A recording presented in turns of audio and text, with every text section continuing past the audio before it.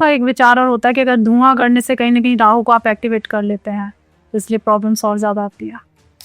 पश्चिम मुख मकान तो आपको मजबूती देता है, तो 9 की 9 ग्रह सर्वनाशकारी है। एक लोन ही एक ऐसी चीज है, ऋण जिसे कहते हैं, वो एक ऐसी चीज है जो किसी के लिए स्ट्रेस है कि वो पे नहीं कर पा रहा है और किसी के लिए स्ट्रेस है कि उसको मिल नहीं रहा है। तो इसका हम कैसे समाधान निकालें?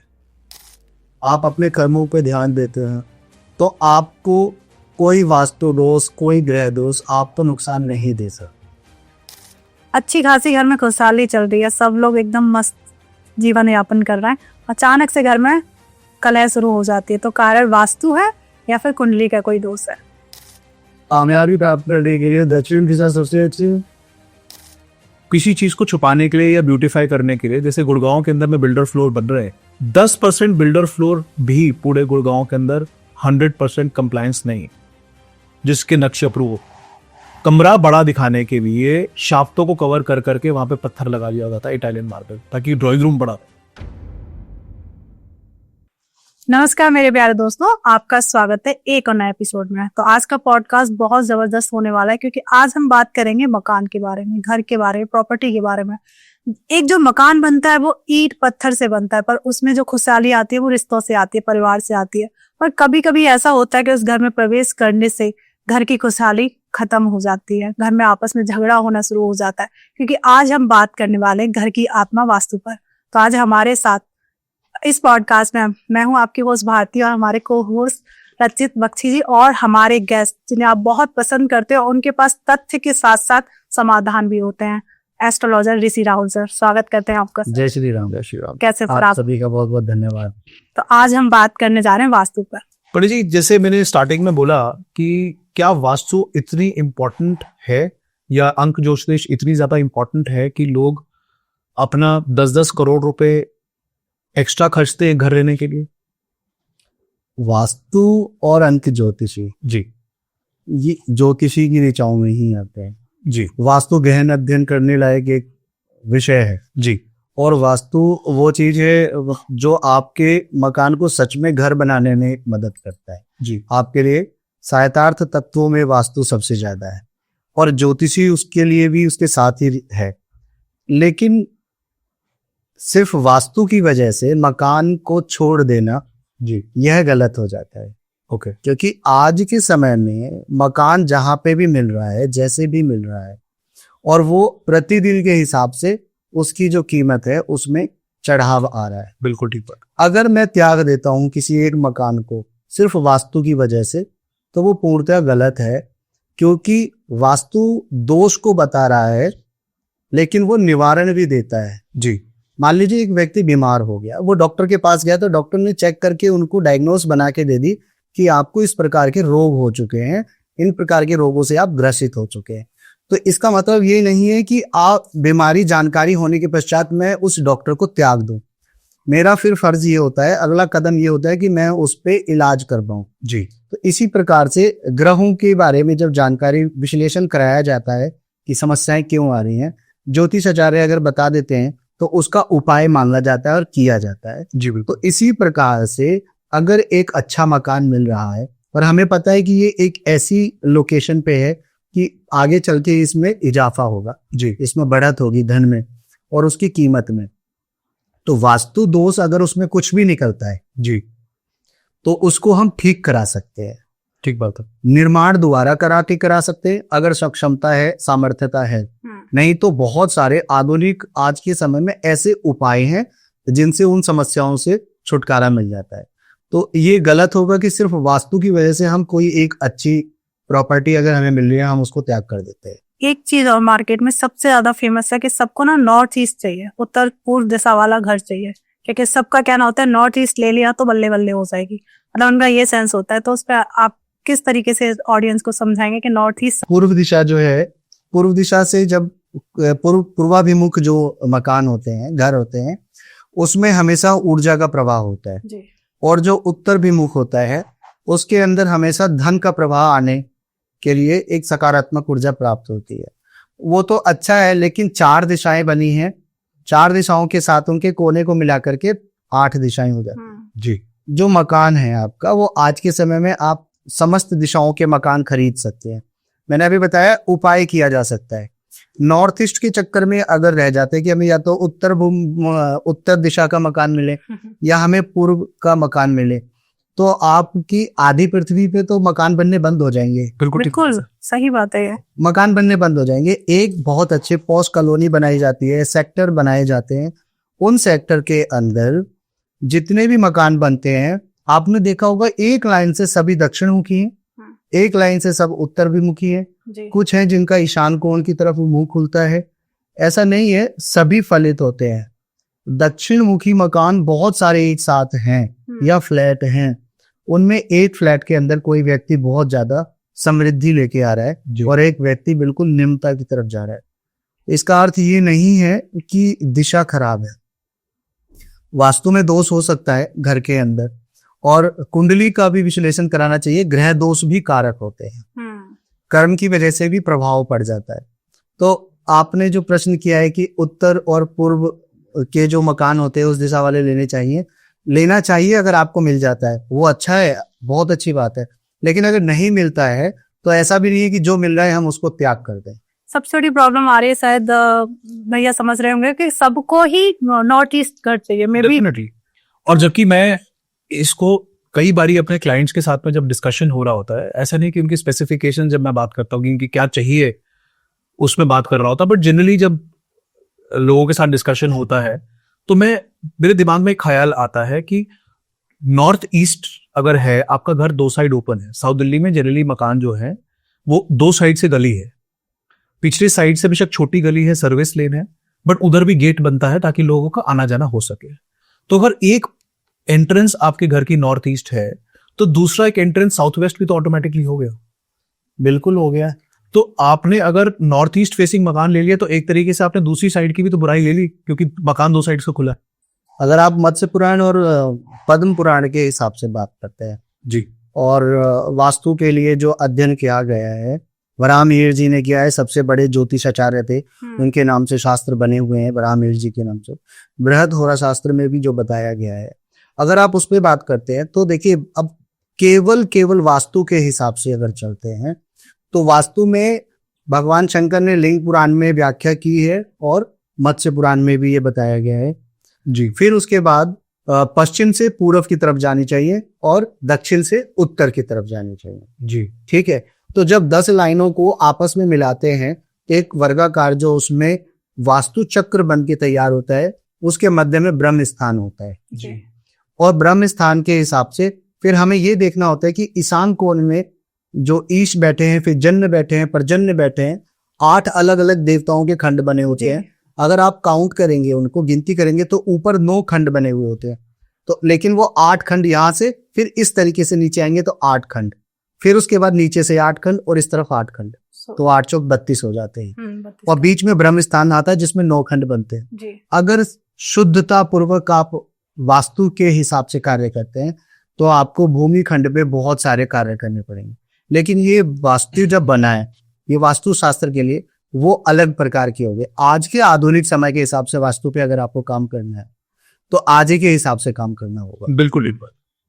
नॉर्थ ईस्ट में मकान है, लेकिन पीछे का साउथ में भी अगर आपका आ गया है तो वो आपके 2 द्वार वाला जो मकान है वहां पे भी वास्तु दोष आता है जी। अगर किसी का मकान, मेरा एक इसमें मतलब आपको मैं जवाब दे रहा हूँ लेकिन प्रश्न भी है इसके अंदर, कि किसी का मकान उनके हिसाब से नॉर्थ ईस्ट फेसिंग है, लेकिन उनका शौचालय उन्होंने वो भी सही जगह स्थापित किया हुआ है, परंतु शौचालय करते समय उनका मुंह कहाँ होता है। वास्तु पढ़े आप, उसमें तो ये भी होता है कि वास्तु में लिखा हुआ है वास्तु शास्त्र के अंदर कि शौचालय का त्याग कर, शौच करते समय, मूत्र त्याग करते समय या मल त्याग करते समय आपका मुंह किस तरफ होना चाहिए जी। पश्चिमाभिमुख होना चाहिए। रात्रि के समय अलग है, दिन के समय का समय अलग है। ये इतना गूढ़ विषय है, मैं जल्दी इस पे बात नहीं करता था इसी वजह से, क्योंकि खंडन हो जाता है।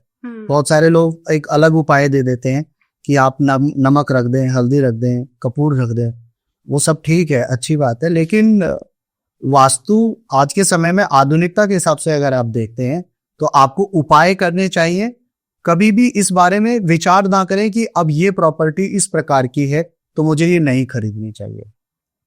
आप आज मेरा बजट है, आज मेरे को बैंक फाइनेंस कर रहा है मेरे सिबिल को देख के और मेरे इनकम को देख करके, तो वो दे देता है जी आपका बजट हो गया, ठीक है हम 50 लाख फाइनेंस कर दें। जी मकान मेरे को पसंद आया है 1 करोड़ का, तो बाकी के 50 लाख तो मुझे कहीं ना कहीं से प्रबंध करना चाहिए। बिल्कुल सही बात है। और मकान की किस्त एक बार बन गई तो 20-25 साल के लिए वो किस्तें चल जाती हैं, तो उस दौरान व्यक्ति आर्थिक तंगी से भी गुजरता है कि और दूसरे खर्चे रुक जाते हैं सिर्फ ईएमआई के लिए। जी ईएमआई की वजह से मकान आपको जो आपके बजट के हिसाब से जिस समय मिलता है, जहां मिलता है, उसको ले लेना चाहिए। ठीक बात है। और मुहूर्त चिंतामणि में व्याख्या की गई है कि एक सही मुहूर्त निकलवाना आवश्यक होता है। ओके जी। खरीदते समय अमावस्या, सूर्य ग्रहण, इस प्रकार की चीजों को मना कर देना चाहिए, इसमें टाल देना चाहिए। और अगर एक सही समय पे आप मुहूर्त लेके मकान को गृह प्रवेश करते हैं तो वह मकान आपको पूर्णतया बहुत ही अच्छा फल देता है। जी आप इस बारे में मत सोचिए कि दक्षिणमुखी मकान है, पूर्वाभिमुख मकान है, उत्तराभिमुख है या पश्चिम मुख है। पश्चिम मुख मकान तो आपको मजबूती देता है, अच्छा, स्थिरता देता है। वो पश्चिम मुखी मकान आपको स्थिरता देता है। तो इसका मतलब ये है कि आपका मन स्थिर हो गया, आपकी बुद्धि स्थिर हो गई, तो आपके मन में जो चेतनाएं जागृत हो रही हैं, आप भ्रमित नहीं हो रहे हैं, तो दिशाओं के हिसाब से आपका कार्य जो होता है वो सही होता है। अब मैं वास्तु के बारे में एक छोटा सा उपाय और बताता हूं कि अगर किसी भी प्रकार का वास्तु दोष मकान के प्रवेश द्वार को लेकर के हो जाता है, तो प्रवेश द्वार को लेकर के हो जाता है, तो किसी भी धातु का आप स्वास्तिक चिन्ह ले लीजिए। चांदी का ले सकते हैं अगर सक्षमता है तो, लोहे का ले सकते हैं, तांबे का ले सकते हैं, पीतल का ले सकते हैं। आप उस स्वास्तिक चिन्ह को अपने फ्लैट में या फिर आपका मकान जो जमीन के साथ का होता है उसमें आप उसको अपने दिक् सूचक यंत्र, तो आजकल मोबाइल में कंपास जिसे कहते हैं, तो उसके माध्यम से अपनी समस्त 8 जगह को चिन्हित करें, मार्क करें और वहां पे उसको लगा दें। मतलब किसी भी धातु को लगा सकते हैं। वैसे पर्टिकुलरली हर एक दिशा की एक पर्टिकुलरली एक धातु होती है। मैंने धातु का विशेष इसलिए बोला है क्योंकि तत्व को संतुलित करना है मकान के अंदर, लेकिन ये जो है ये स्वास्तिक चिन्ह है। अब स्वास्तिक कौन है? स्वास्तिक मंगलकारी चिन्ह है। जी स्वास्तिक हर धर्म के अंदर आपको प्राप्त हुआ है, चाहे वो पिरामिड जो बने हुए हैं मिस्र देशों की तरफ, वहां पे भी, और पुराने 2500 वर्ष पुराने भी, कई हजार वर्ष पुराने भी जो खुदाई हुई है उनके अंदर भी आपको वो चिन्ह प्राप्त होते हैं। अगर आप उसके बारे में सोचते हैं, स्वास्तिक के बारे में थोड़ा सा बताऊंगा बस, कि आपने देखा है कि पूर्व समय में दिक् सूचक यंत्र नहीं होते थे हमारे ऋषि महात्माओं के से। जी बिल्कुल। वो रात में अगर भ्रमित हो जाते थे कि जंगल से किस दिशा की तरफ हमें जाना है, तो नदी मिलती थी तो नदी के जल के प्रवाह को देखते थे। उसके अलावा आसमान में ध्रुव तारा दिखाई देता है, वो उसको देखते थे। और ध्रुव तारा हर 4 ऋतुओं के हिसाब से अलग अलग समय पे ध्रुव तारे की डायरेक्शन में सप्त ऋषि के तारे जो होते हैं, जो आपको थोड़ा क्वेश्चन मार्क टाइप का दिखाई देता है, वो इस तरीके से दिखाई देते हैं। तो ग्रीष्म काल में वो अलग दिशा में होते हैं सप्तर्षि तारे। ध्रुव अपनी जगह स्थित है जो, लेकिन वो केंद्र में है और स्वास्तिक के लिए चिन्ह बन जाता है।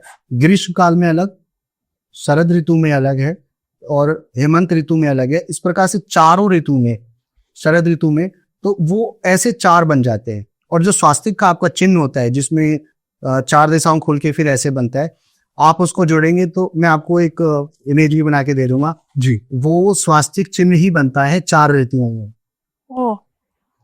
सप्तऋषि तारे से ही ध्रुव तारे के केंद्र को मान करके 4 ऋतुओं के अलग अलग जब वो नौन बनते हैं, चिन्ह बनते हैं, तो वो स्वास्तिक बनता है। ये मंगलकारी है, स्वास्तिक मंगलकारी है। तो अगर आप स्वास्तिक को पूरे घर में कहीं पे भी लगा देते हैं किसी भी धातु से, देखिए भगवान के ऊपर ना तो धातु का कोई प्रभाव पड़ता है, ना भगवान के ऊपर किसी दिशा का प्रभाव पड़ता है जी। ये जो आकाश है ये भगवान का माथा ही है। हमें और आपको जो भौतिकता में दिखाई दे रहा है, हम इसको सब कुछ मानते हैं, बाकी है कुछ भी नहीं। तो भगवान शिव जो है शकल गुण इसीलिए कह देते हैं और निर्गुण भी इसीलिए बोल देते हैं कि निराकार हो गए। तो अगर आप स्वास्तिक का चिन्ह लगाते हैं तो किसी भी दिशा के किसी भी तत्व पर विपरीत प्रभाव पड़ने की बजाय वो अपने आप उसको संतुलित कर देगा। इसका एक प्रावधान भी होता है कि आप इसको अष्टमी वाले दिन आप लगाएं। अष्टमी वाले दिन स्वास्तिक अपने घर में किसी भी धातु का। हाँ, आपके संपूर्ण प्रकार के वास्तु दोष जो हैं जी उनको तो ये निर्धारित कर देता है, ओके संतुलित कर देता है। पंच महातत्व जो हैं उन तत्वों को भी संतुलित कर देता है।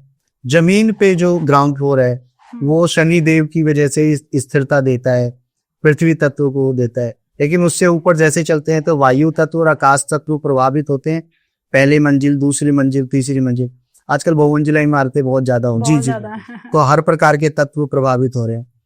बहुत सारे लोगों ने अपने घर के चारों तरफ दिखने में सौंदर्यकरण के लिए क्या बना रखा है, शीशे का उन्होंने कवर कर रखा है, जी वो भी उनके आकाश तत्व को प्रभावित कर रहा है पूर्णतया, और वहां पे भी अशांति है।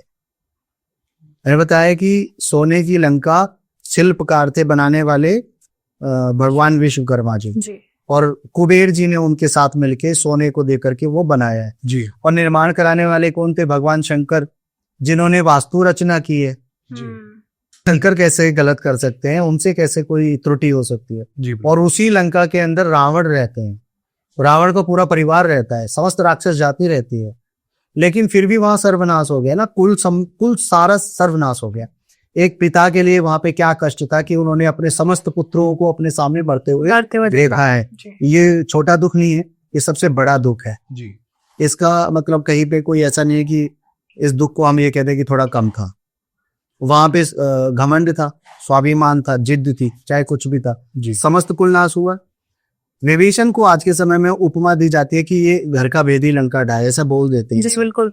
लेकिन जब भगवान हनुमान जी सीता माता की खोज करने के लिए लंका में प्रवेश करते हैं तो उन्होंने वहां क्या देखा है, नव तुलसी का वृंद देख कपि हर्षाए, मतलब वहां पे सिर्फ विभीषण जी के घर के बाहर ही तुलसी है, और उनके द्वार पे 2 निशान बने हुए हैं पद्म चक्र के, सुदर्शन चक्र के और शंख के, और भगवान श्री नारायण हरि के पद्म के, मतलब उनके पद चिन्ह बने हुए, जी पूर्णतया वास्तु दोष समाप्त कर देते हैं। ओके गरुड़ पुराण के अंदर भी बताया गया है कि जिस घर में तुलसी होती है, जिस घर के अंदर तुलसी पे दीपक रखा जाता है, वहां वास्तु दोष नहीं होता, वो समाप्त हो जाता है।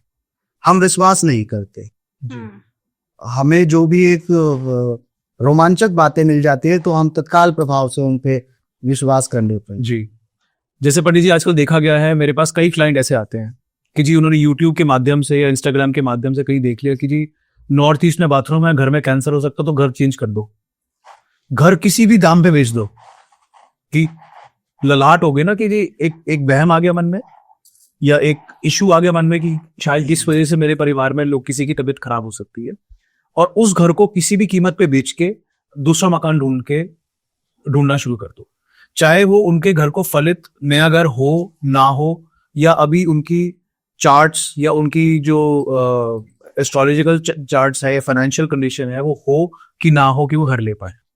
अभी एक शौचालय की वजह से मकान किसी भी कीमत पे नुकसान में आप बेच दे रहे हैं, लेकिन जो खरीदने वाला है जी, क्या वो भारत देश का नहीं होगा या उसको पता नहीं होगा जी, ज्योतिषी है तो ज्योतिषी भी देखना जरूरी है ना। वास्तु में आपने वो तो देख लिया कि शौचालय है जी, अगर इस दिशा में आपके पास में कहीं शौचालय है, कैंसर होने के लिए तो अष्टम भाव भी देखा जाता है कुंडली का जी, कि वहां मार्केश लगा हुआ है या नहीं लगा हुआ है। ओके तो अब ये ऐसा नहीं है, बीमारियां हो सकती है, लेकिन मैंने बताया कि एक हर व्यक्ति के जीवन में दोनों चीज प्रभावित है। घर के अंदर जो व्यक्ति रह रहे हैं, परिवार में जो रह रहे हैं, वास्तु दोष देखना है, कुंडली को भी देखना है। एक ऐसा तीसरा, जैसे कि भगवान शंकर की तीसरी आंख है जी, जो अपने आप में ज्ञान के मार्ग का प्रतीकात्मक सूचक है। जी, भगवान की तीसरी आंख, आज्ञा चक्र भी यही है और भगवान शंकर की तीसरे नेत्र भी यही पे। जी, तो भगवान शंकर के तीसरे नेत्र के बारे में व्याख्या जो बताई है मैंने, वही इंसान के अंदर भी अपने अंदर रखनी चाहिए कि ज्ञान रखना चाहिए। शौचालय के बारे में हमने पता लगा लिया, कुंडली का भी विश्लेषण कर लेना चाहिए जी, और कुंडली का विश्लेषण करने के अलावा घर के अंदर नकारात्मक ऊर्जा कितनी ही है उसके बारे में पता कर उसके बारे में पता लगाएंगे। राहु और केतु इस प्रकार के भ्रम फैला देते हैं अगर आपके वो प्रभावित हैं। ऐसा नहीं है कि राहु केवल सट्टेबाजी में आपको धन दिला रहा है जी, कभी ज्योतिष या कुछ विशेष व्यक्ति कह देते हैं कि राहु ऐसा कर सकता है कि वो आपको बढ़ाता चला जाएगा, हार्पिक आप दान देते चले जाएं, ठीक है कुछ, लेकिन वही व्यक्ति ये भी बता देते हैं कि राहु आपका सर्वनाश कर देगा। चंद्रमा खराब हो गया तो आत्महत्या करा देगा, चंद्रमा को क्यों भूल जाते हैं आप? जी मंगल अनिष्ट कर ही रहा है, मंगल का साल है, जिसे देखो वो व्याख्या कर ही रहा है ना। जी तो 9 की 9 ग्रह सर्वनाशकारी है और 9 के 9 ग्रह मंगलकारी है, कल्याणकारी, बिल्कुल। और आपको केवल एक शौचालय के लिए मकान व्यर्थ नहीं करना चाहिए। जितने पैसों का नुकसान आप उठा के बेचना चाह रहे हैं, लोन उठा के आप उसको ठीक करा सकते हैं तो करा लीजिए, नहीं करा सकते तो उपाय करिए ना, वहां पे नीले रंग की आप टाइल लगवा दीजिए। ओके, अगर नॉर्थ ईस्ट में अगर वॉशरूम है तो उसमें नीले रंग की टाइल लगा दीजिए। नहीं लगा सकते टाइल, 250-300 रुपए के वो वॉलपेपर आते हैं ना, जो वाटरप्रूफ भी होते हैं, जी जी जी, आप उनको जमीन पे बिछवा दीजिए। वैसे वो आते हैं, फर्श पे लगाने वाले भी आते हैं आजकल, तो वो करवा दीजिए। उपाय किस चीज का नहीं है, उपाय सभी चीजों का है। समस्या है तो उपाय हैं, आप उपाय करें, आपको फल प्राप्त होगा, चमत्कार नहीं होता। जी ऐसे करके और हाथ में भभूति प्रकट हो जाए, वो नहीं होगा। आप उपाय करेंगे, समस्याएं कई वर्ष पुरानी है तो ठीक होने में महीने लग सकते हैं, जी, होती जरूर है। ओके। अगर आप भगवान के प्रति समर्पण रखते हैं, आप अपने कर्मों पे ध्यान देते हैं, तो आपको कोई वास्तु दोष, कोई ग्रह दोष आपको नुकसान नहीं दे सकता। आई एम श्योर इतने नॉलेज के साथ में, इतने इनपुट्स के साथ में मेरे व्यूअर्स को डेफिनेटली काफी राहत मिलेगी कि अगर आपके कुछ थोड़ा सा वास्तु दोष है घर के अंदर में, तो that is not the end of the world, कि दुनिया आपके लिए खत्म नहीं होने वाली।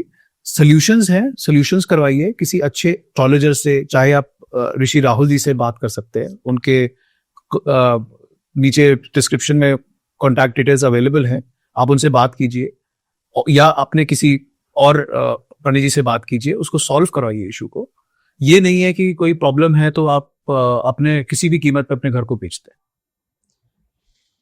मैं आपको एक चीज और बता देता हूँ, आपके व्यूवर्स तो काफी वो मकान से संबंधित ही आपके रहेंगे। जी, बिल्डर हैं, आपके डीलर जो डील करते हैं वो भी रहते हैं। अगर किसी व्यक्ति को अपने घर के अंदर समझ में नहीं आ रहा है कि नकारात्मक ऊर्जाएं भर चुकी हैं या नहीं भरी हैं, क्योंकि जो विजिट करने वाले होते हैं उनके लिए अपने शुल्क होते हैं जी, तो मेरा मानना यह है कि जैसे घर में कोई घुसता है तो व्हाइट वॉश नहीं करा देता है ना कि हम इस घर में आ रहे हैं, चाहे वो किराए का मकान, बिल्कुल अपना मकान है तो भी। तो आप वहां पर भगवान श्री हनुमान जी की ध्वजा अपने मकान के ऊपर लगा सकते हैं। ओके। अगर वो नहीं कर सकते तो आपके मकान का जो क्षेत्रफल है, जैसे आपके मकान का मैं एक उदाहरण लेता हूं कि छोटे से प्लॉट का, कि 20 बाई 26 का एक प्लॉट आपका, जी, तो 20 बाई 26 के हिसाब से वो आपका करीबन 520 530 ऐसे करके कुछ आता है शायद अंक। जी, तो उसमें आपको क्या करना है कि वो फिट में आया है, वो वर्ग फुट में आया है, जी, तो वर्ग फुट को जब आप 9 से भाग देते हैं तो एक उसमें अंक आ जाएगा 50 55 60। तो उतने सेंटीमीटर का ही सही आप एक ओम बनवाएं धातु का, और वो धातु इस प्रकार से है कि आप कोई भी धातु ले सकते हैं, लेकिन स्वयं से पेंट करवाएं कि उसके ऊपरी बाहरी भाग पे आप उसमें पीले रंग का पेंट कराएं, और जो उसके मध्य का भाग होता है उसको आप सफेद रंग से उस पे पेंट करा दें। जी, उस ओम को अपने घर के मुख्य प्रवेश द्वार पे लगा दीजिए। जी, तब भी आपके घर के अंदर की सभी समस्त प्रकार की नकारात्मक शक्ति खत्म हो जाती है। ये आपने घर के बारे में बताया, लोगों के फ्लैट है आजकल, तो फ्लैट सिस्टम इतना ज्यादा। फ्लैट में मुख्य द्वार तो हमारा ये छोटा सा गेट ही होता है। हाँ। अब वो फ्लैट आप समझिए कि मैंने भी देखा है, फ्लैट में विजिट कर चुका हूँ 2-4 जगह पे भी, कि एक ही टावर के अंदर जो पहली मंजिल, दूसरी, जितनी भी मंजिल है, चीजें सेम है। जी, मैं 8वीं मंजिल पे गया था, जिनके यहाँ पे गया था, तो मैंने देखा 4 फ्लैट बने हुए हैं, 2 आमने सामने इधर है, 2 सामने आमने इधर है, बीच में लिफ्ट वाला पार्ट बना गया। जी, जी, तो एक है जो पूर्णतः बर्बाद है, एक है जो पूर्णतः आबाद है, मतलब वो बहुत अच्छा संतुलित पे कर रहे हैं। जी। तो वास्तु दोष तो सभी जगह लग रहे हैं ना, तो आपको कर्म विश्लेषण करा लेना चाहिए अपना कि हम क्या कर रहे हैं। जी, पूजा पाठ नहीं कर सकते, धूप बत्ती अगरबत्ती नहीं दे सकते, आप कई घंटे जाप नहीं कर सकते, तो आप जीवों को थोड़ा बहुत भोजन उपलब्ध करा दीजिए, सूक्ष्म जीव होते हैं। और समस्त प्रकार के ग्रहों को शांत करने के लिए, वास्तु दोष को समाप्त करने के लिए आपके पास गौ माता है, आप गाय को भोजन करा दें। अपने घर से बची हुई रोटी बासी ले जाकर के आप गौ माता को देते हैं, तब भी भगवान आपको फल दे देता है। जी। और अगर आप घर में खाना बनाने के लिए उनके नाम से रोटी बनाते हैं, फिर उन गौ माता को देते हैं, तब आपका कई गुना ज्यादा फल बढ़ जाता है। अच्छा। आप कुछ नहीं करना चाहते, वृक्षारोपण आप जब करेंगे तो धरती तत्व आपके साथ जुड़ेगा। जी। वृक्षारोपण से जी जी जी। हर व्यक्ति को अपने जीवन में 9 पेड़ जरूर लगाने चाहिए। वो बड़े पेड़ जिनके लगाने के बाद कई वर्षों तक आगे आने वाली पीढ़ियों को उसका फल प्राप्त हो। बड़ हो गया, गूलर हो गया, आम जी। हो गया, पीपल हो गया, ठीक है। अशोक के पेड़ भी लोग लगा देते हैं। मैं कहता हूँ प्लास का पेड़ लगाना चाहिए। प्लास का पेड़ लगाने के बाद सबसे ज्यादा मंगल आपका प्रभावित हो जाता है। ओके। लाल रंग के उसमें फूल निकलते हैं और वो प्लास। सबसे ज्यादा, हाँ, सबसे ज्यादा उत्तर प्रदेश का राजकीय वृक्ष भी वो है, प्लास। और अगर प्लास का पेड़ लगाते हैं तो भूमि आपकी मंगल है। मंगल जो है उनकी माता भूमि है। जी। तो आपको मंगल चाहिए और घर के अंदर भी मंगल ही मंगल रहे तो आप वृक्षारोपण भी कर सकते हैं। जी। और ये हमेशा फलित होता है। नीम का पेड़ लगा देना चाहिए, तब भी आपका मंगल प्रभावित हो जाता है, उससे बुध भी प्रभावित हो जाता है। तो आपके पास उपाय भगवान ने सृष्टि में सब दिए हैं। भगवान ने इंसान की रचना इसलिए नहीं की थी कि तुम नीचे जाओ और बहुत ही ज्यादा परेशान रहो, डिस्टर्ब रहो। जी। भगवान ने कहा था कि सब कुछ करने वाला मैं हूं, तुम करते रहो जो आपका कर्म है। जी। लेकिन हम पथभ्रष्ट हो चुके हैं। बिल्कुल। तो वास्तु दोष सभी मकानों में मिल जाता है, लेकिन ज्योतिषी गणना कराना बहुत आवश्यक होता है। आप जो बता रहे थे दक्षिणमुखी मकान, मैंने भी एक ले रखा है। ओके। उत्तर प्रदेश में भगवान श्री बिहारी जी के वृंदावन की तरफ जाते तो वहीं कोसी में मैंने ले रखा है।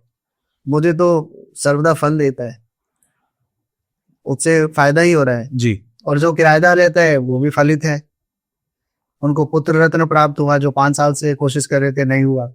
कहने का अर्थ ये होता है कि सेवा भाव जो है आपका, उससे भी आपके ऊपर फर्क पड़ता है। बिल्कुल। बहुत सारे लोग प्रॉपर्टी खरीदते हैं तो एक चीज देखते हैं जब भी प्लॉट लेने जाते हैं, कहीं ये नागफनी तो नहीं है, कहीं ये गौमुख तो नहीं है, रिकॉर्ड तो नहीं है। तो इन पे आपके क्या विचार है, मतलब ये लेने चाहिए या नहीं लेने चाहिए? अगर फलित प्रकार से प्राप्त हो रहे हैं तो आपको ले लेना चाहिए, क्योंकि जिस बाद में आपको बहुत सारे लोग फलित करते हुए मिल जाएंगे।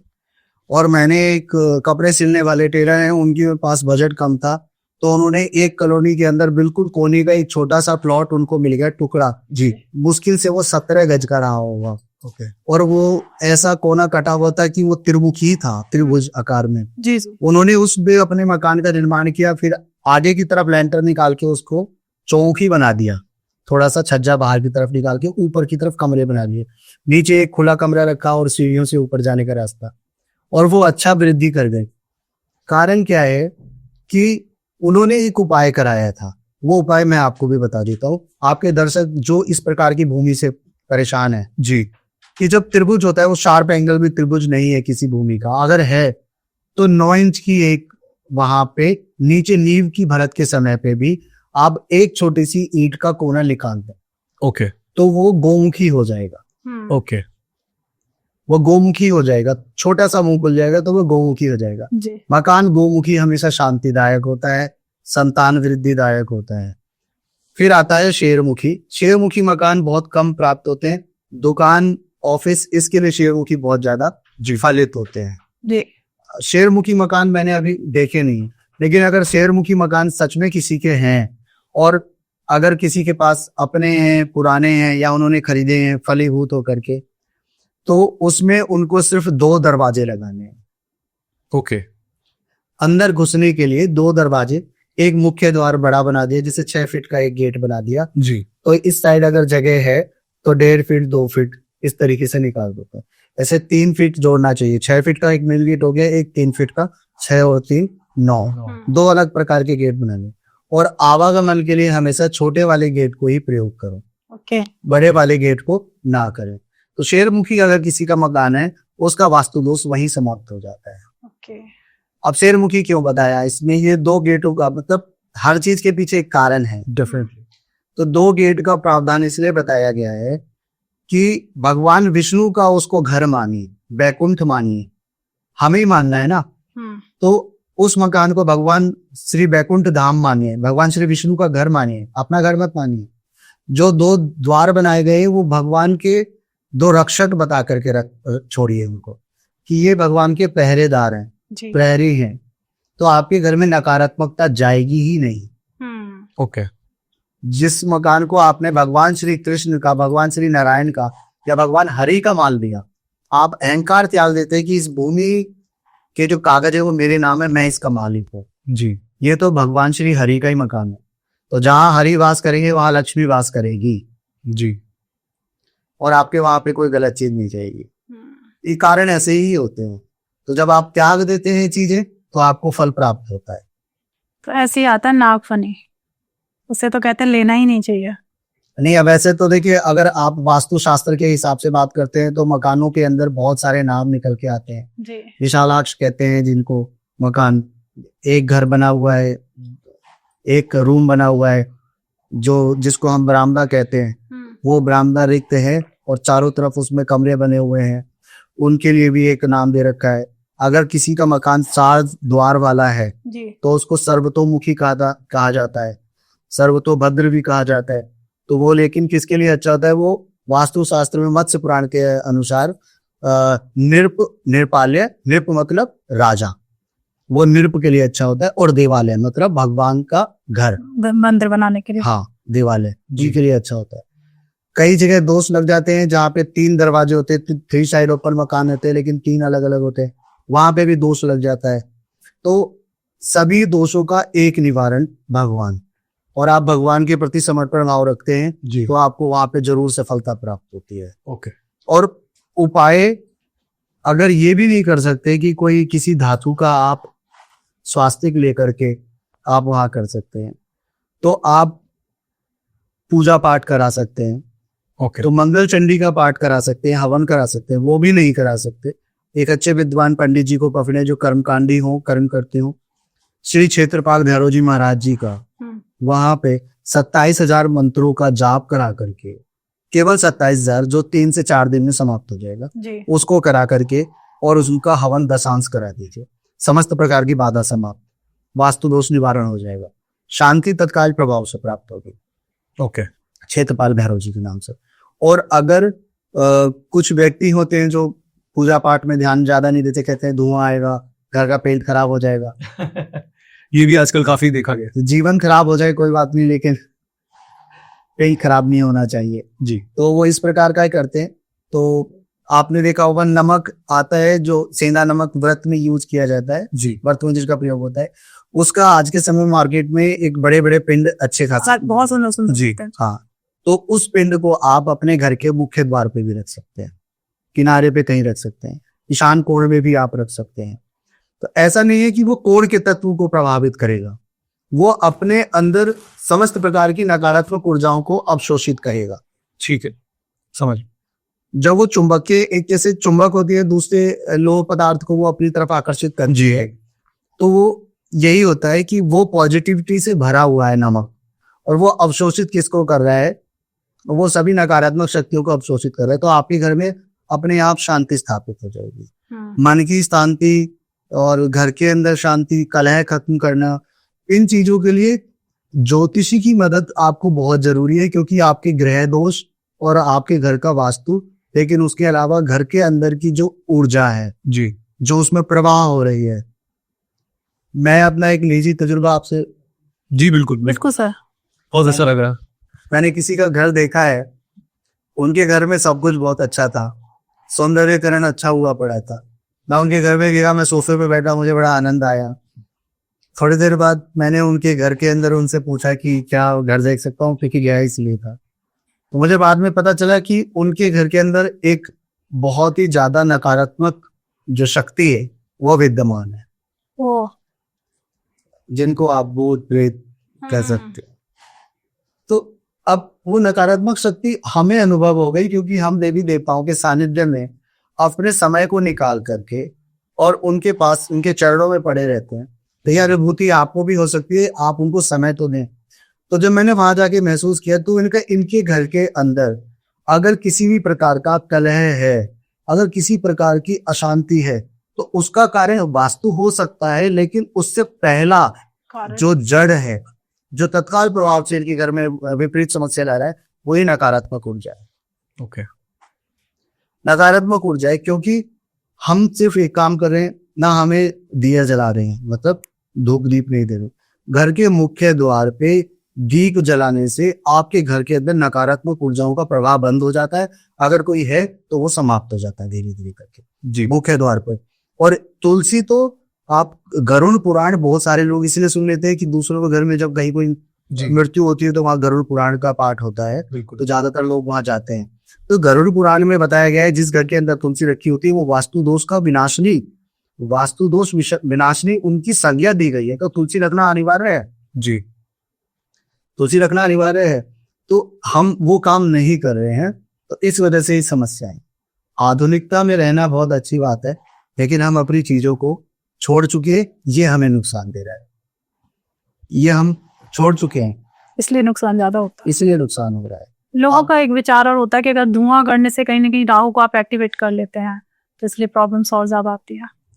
धुएं से राहु कैसे एक्टिवेट हो सकता है? मेरी जन्म कुंडली में है, मेरी जन्म कुंडली में राहु पर जिस नक्षत्र पे जहां बैठना था वो वहां पे आ चुके, तो उनको तो अपने प्रभाव देने ही देने, और उनकी वजह से दूसरे ग्रह प्रभावित होते रहेंगे। जिस घर में वो बैठे उसके फल को भी प्रभावित करेंगे, जहां उनकी दृष्टि पड़ रही है मतलब उसको भी प्रभावित करेंगे। ठीक है, तो मैं घर के अंदर धुआं लेके आ रहा हूँ, या मेरी कुछ चार्जर की वायर खराब हो गई है, मैंने उस चार्जर को वहां पे रख दिया, मैंने उसको फेंका नहीं, डिस्कार्ड नहीं किया। ठीक है, वास्तु को संबंधित ये चीजें ऐसी होती है कि राहु को इफेक्ट करती हैं। तो जो धूम्रपान करते हैं वो तो अपने साथ ही लेके चल रहे हैं, उनका राहु क्या कर रहे हैं? ठीक है, हवन का धुआं खराब कर रहा है ना। समझ रहे हैं आप मेरी बात को?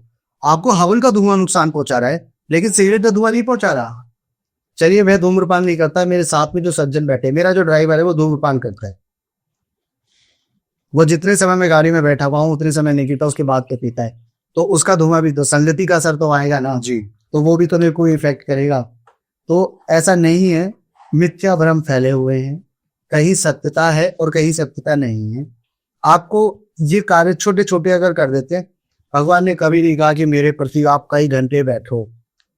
भगवान ने किसी पुराण में नहीं कहा कि भैया तुम अपने जीवन के सांसारिक भोगों को छोड़ के और आप क्या नाम है संन्यास धारण कर लो। संन्यास धारण करना होता है जीवन में सुख शांति के लिए, अपने बुरी आचरणों के लिए। आचरण बुरा नहीं होना चाहिए, कर्म बुरे नहीं होने चाहिए। उनसे अगर आप विरक्ति लेते हैं तो आपको आत्मशुद्धि प्राप्त होती है, आत्मबोध प्राप्त होता है, आत्मबोध प्राप्त होने के बाद आत्मसिद्धि प्राप्त होती है। जी, ये समझ क्रम है। और जब आपके अंदर ये सब कुछ आ जाता है ना, तो आप स्वतः जान लेते हैं, स्वतः ज्ञान हो जाता है कि आपका वास्तु दोष आपको परेशान कर रहा है, कोई नकारात्मक शक्ति परेशान कर रही है, या फिर आपके ग्रह खराब हैं वो आपको परेशान कर रहा है। मकान लेने के लिए, मकान के लिए गृह प्रवेश कराना उचित होता है। द्वितीया बहुत अच्छी तिथि होती है, पंचमी बहुत अच्छी तिथि होती है, सप्तमी अच्छी होती है, एकादशी बहुत अच्छी होती है, और सबसे अच्छी सर्वोपरि त्रयोदशी होती है। जी, ये आपको आश्वलायन और चिंतामणि, जो मूर्त चिंतामणि है उसके अंदर ही इसकी व्याख्या मिलती है। और ब्राह्मण जो आपका पुराण है उनके अंदर भी आपको इस प्रकार की चीजें मिलती है। आपको डराया भी नहीं जा रहा है, ये चीजें बताई जा रही है। डॉक्टर इलाज करने से पहले बता देते हैं कि देखिए एक छोटा सा बुखार इलाज ना कराओ तो वो टाइफाइड बन जाता है, टाइफाइड से लीवर फेलियर हो जाता है, बाद में वो कैंसर की तरफ भी लेके जा सकता है। तो इलाज तो कराना जरूरी होता है। डॉक्टर डरा थोड़ी रहा है, वो तो आपको बता रहा है कि आप नहीं करेंगे तो ऐसा होगा। इसी प्रकार की चीजें आपको ज्योतिषी ने बताई हैं, तो पहले डरना बंद करिए, डरना बंद करिए। अब एक मकान है जो मेरे को 50 लाख रुपए में, 60 लाख रुपए में एक बहुत अच्छे क्षेत्र में प्राप्त हो रहा था, और मुझे ये अच्छी तरह पता है कि ये मकान आगे 1 साल में 2 से 3 करोड़ का हो जाएगा जी, लेकिन ये मेरे मन का नहीं है, ये ईशान कोण का मुख नहीं है, उत्तर का नहीं है, पूर्व का नहीं है, मैंने उसको छोड़ दिया। जिसने लिया था उसने 50 लाख का 2 करोड़ तो कमाया। सही बात है। 2 करोड़ तो कमाया ना, 1.5 लाख, 1.5 करोड़ रुपए। बोलने में तो छोटा शब्द है ना करोड़, वैल्यू तो बढ़ गई, बहुत ज्यादा वैल्यू है। मैंने जब गोल्ड खरीदा था तो 11,000 रुपए था किसी समय में, पुराने टाइम की बात है कि 2008-9 के आसपास की बात है, 11,000 13,000 रुपए था। आज वो देखिए 1 लाख रुपए का है। तो आज साहस नहीं होता है। पहले अंगूठियां जो बनती थी, रत्न महंगे थे और गोल्ड सस्ता था। आज रत्न सस्ते हैं और गोल्ड महंगा है, तो हमें कहा चलो भी चांदी में बनवा लो। पीतल में बनवा लो। तो प्रॉपर्टी में इन्वेस्ट जो करते हैं जी या प्रॉपर्टी जिसको खरीदी है रहने के लिए, वो किसी भी दिशा का मकान है, फ्लैट है, उसका आप विश्लेषण विवेचन करा लीजिए कुंडली के हिसाब से। बहुत सारी चीजें देखी जाती हैं, और जैसे किसी ने देख लिया कि आपका वॉशरूम इधर है या फिर इस दिशा में प्रॉब्लम है, अच्छी खासी घर में खुशहाली चल रही है, सब लोग एकदम मस्त जीवन यापन कर रहे हैं, अचानक से घर में कलह शुरू हो जाती है, तो कारण वास्तु है या फिर कुंडली का कोई दोष है? कुंडली का दोष नहीं, बताने वाले ने कुछ इस तरीके का बता दिया है कि वो भयभीत हो गए हैं। मैं आपको छोटी सी बात बताता हूँ कि भारती जी, मैं आपके यहाँ पे स्टूडियो में आया या आपके घर पे कभी आया, मुझे अनुभव हुआ यहाँ पे कुछ कमियां हैं, तो मेरा नैतिक धर्म क्या है कि मैं आपको ये बताऊं कि आपके यहाँ पे ये कमी है, इसकी वजह से इसके ये असर आ रहे हैं। जी जी तो आप बोलेंगे हाँ ऐसा हो रहा है, तो मेरा नैतिक धर्म ये है कि मैं बताऊं कि आप इसका उपाय ऐसे ऐसे कर लीजिए, जी ठीक हो जाएगा। ये मेरी नैतिकता में आता है, मानवता में आता है, अपनत्व में आता है। अगर मैं आपको कह दूं इसको बेच दो, तो बेचने से क्या समाधान है? आपका ग्रह खराब था, आपको ये मकान में रहने के लिए उसने बोला है, वो तो ग्रहों की वजह से ही कार्य सिद्ध हुआ है कि आप गलत प्रकार के वास्तु मकान में रह रहे हैं, लेकिन और ग्रह खराब हो रहे हैं, आप किसी और के कहने पर उस मकान को बेच रहे हैं। जो मकान उत्तर और पूर्व के ईशान कोण में शौचालय होने की वजह से आप नुकसान में बेच रहे हैं, लेकिन डीलर उसी मकान से कमा रहा है। आप समझ रहे हैं बात को? बिल्कुल। जिसको आप समझ रहे हैं ना कि वो आपके लिए नुकसानदायक है क्योंकि आप रह रहे हैं, डीलर उस मकान से कमा रहा है। और अगर कोई किराएदार वहां रह रहा है तो किराया पैसे दे के तो रह रहा है, मकान मालिक कमा रहा है पैसे को। ठीक बात। उपाय कर दे चाहिए, ज्योतिषी बहुत जरूरी है, कुंडली विश्लेषण बहुत जरूरी है, वास्तु और भी ज्यादा जरूरी है, लेकिन इनकी विवेचना करने के बाद, विवेचन करने के बाद आपको इनके उपाय कराने चाहिए। भयभीत होकर भागना समाधान नहीं होता।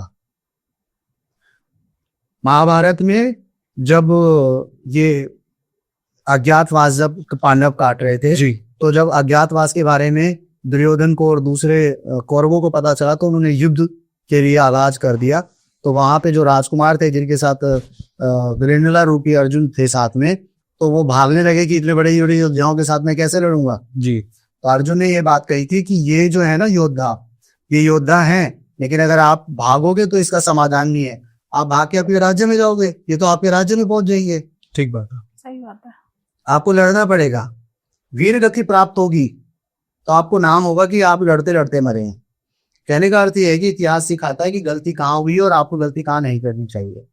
अगर वास्तु की समस्याएं हैं तो आपको निवारण ढूंढना चाहिए, ना कि उस मकान को बेचकर भागना चाहिए। परिचय भाई, एक थोड़ा सा मूड को चेंज करते हैं। अच्छा। वास्तु से के बारे में आपसे बहुत ज्ञान ले लिया हमने, और इतना अच्छा लगा सुन के कि सोल्यूशन हर किसी का चीज का अवेलेबल है। कई लोगों को की दोहरी प्रॉब्लम है जो मेरे पास मेरे एक्सपीरियंस में आता है क्लाइंट। एक क्लाइंट ऐसा है जो अपने लोन के चक्कर में स्ट्रेस में है और प्रॉब्लमेटिक सिचुएशन में आ गया और घर बेचना चाहते हैं। कुछ ऐसे लोग हैं जो घर खरीदना चाहते हैं, बहुत अच्छा घर खरीदना चाहते हैं, बट उनका लोन तो अप्रूव नहीं हो रहा। आजकल बैंक ने काफी सख्ताई कर दी है। तो एक लोन ही एक ऐसी चीज है, ऋण जिसे कहते हैं, वो एक ऐसी चीज है जो किसी के लिए स्ट्रेस है कि वो पे नहीं कर पा रहा है और किसी के लिए स्ट्रेस है कि उसको मिल नहीं रहा है। तो इसका हम कैसे समाधान निकालें? लोन से संबंधित जो समस्याएं है ना जी बैंक काम करता है कागजों पे। जी वो आपसे कुछ नहीं ले रहा, ऋण दे रहा है जी लेकिन आपके कागजों को ले रहा है। जी बिल्कुल। तो हमारे जो दस्तावेज होते हैं वो अच्छे होने चाहिए, सिविल वगैरह अच्छा होना चाहिए। इनकम की वजह से ऐसा कुछ होता है। फिर भी कई बार क्या होता है कि हमारे जो ग्रह प्रभावित हो रहे हैं, किसी भी प्रकार का हम लोन ले लेते हैं वो हो तो जाता है, लेकिन मकान से संबंधित लोन हमारा नहीं हो पा रहा। जी ऐसी समस्याएं आप सही सत्य कह रहे हैं कि ऐसा हो जाता है।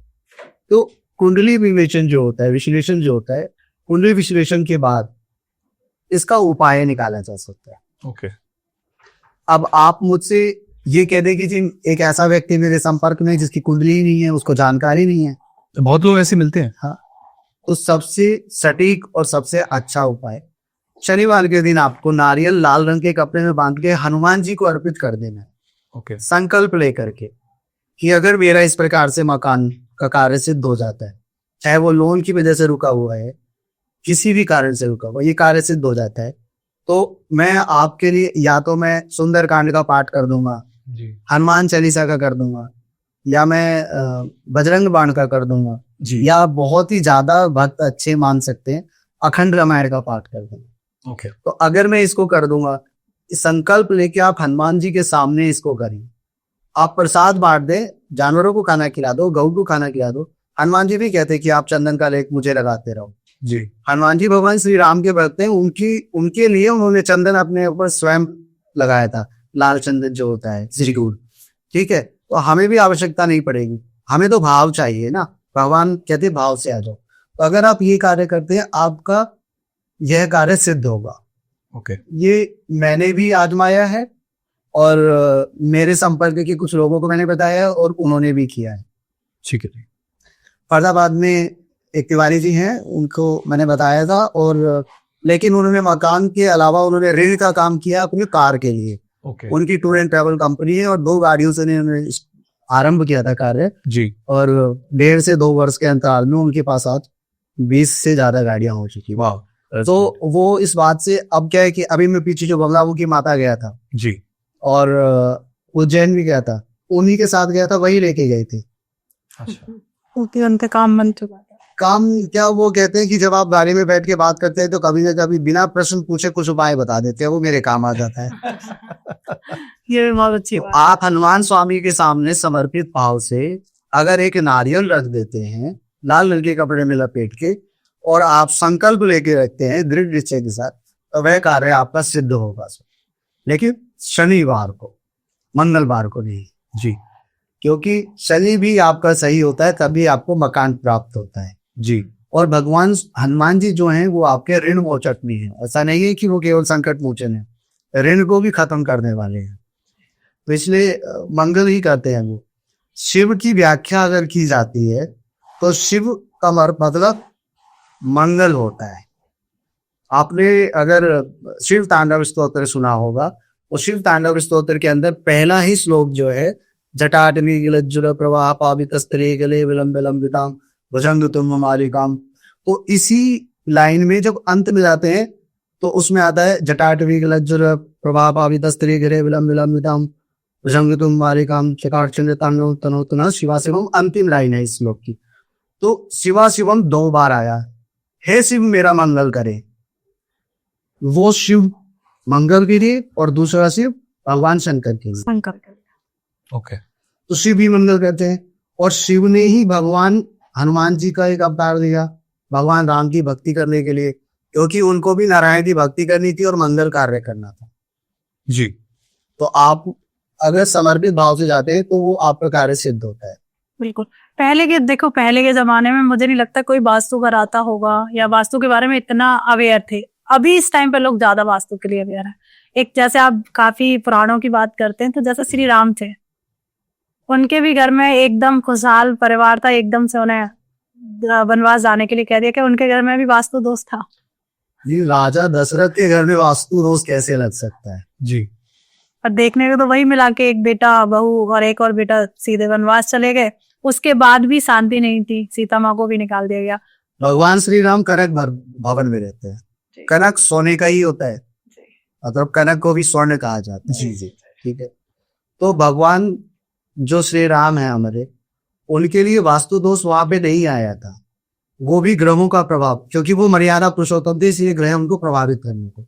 उसके अलावा भगवान श्री नारायण हरि को नारद मुनि ने श्राप दिया है कि आप, जब वो माया के अधीन हो गए थे और उन्होंने किसी स्त्री के साथ में विवाह करना चाहा था, तो उन भगवान श्री हरि के पास गए, उन्होंने कहा प्रभु मुझे आपका रूप चाहिए, तो उन्होंने हरि का रूप बोला। हरि वानर को भी बोला जाता है।